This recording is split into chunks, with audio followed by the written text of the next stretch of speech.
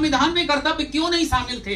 क्योंकि पहले कर्तव्य अलग से नहीं हुआ करते थे, कर्तव्य से अधिकार पनपते थे। अब तो केवल अधिकार हैं, कर्तव्य तो कहीं है ही नहीं। इसलिए मूल संविधान में अलग से कर्तव्य लिखने की जरूरत ही नहीं मानी गई। अब जरूरत है। क्यों जरूरत है? कि अब केवल हमें पिता से संपत्ति तो चाहिए, लेकिन बीमार होने पर उसका इलाज नहीं कराना। पिता से पैसा चाहिए, लेकिन पिता के प्रति अपने कर्तव्यों का निर्वहन नहीं करना।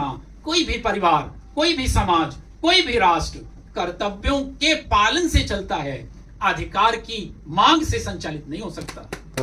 यदि आप तो राष्ट्र ने रहने के लिए जमीन दी है, पढ़ने के लिए अच्छा इंस्टीट्यूट दिया है, बीमार होने पर अच्छा हॉस्पिटल की सुविधा दी है, और आपके व्यक्तित्व विकास के सारे आयामों की व्यवस्था की है, तो राष्ट्र के प्रति आपकी जिम्मेदारी है।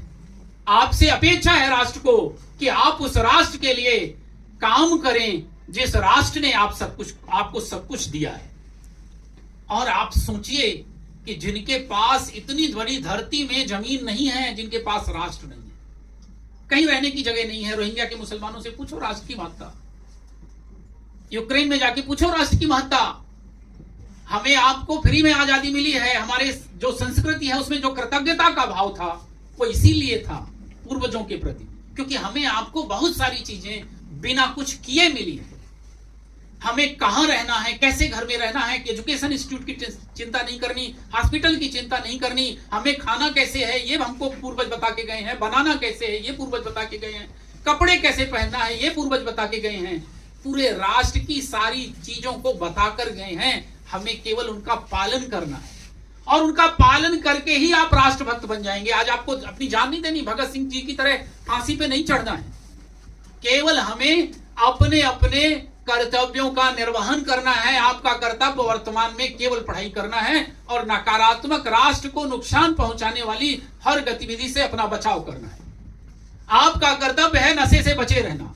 आपका कर्तव्य है अपने माँ बाप की सेवा करना और अपने व्यक्तित्व का अधिकतम विकास करना, क्योंकि मूल कर्तव्य में लिखा है कि आप वैज्ञानिक दृष्टिकोण अपनाने का प्रयास करेंगे।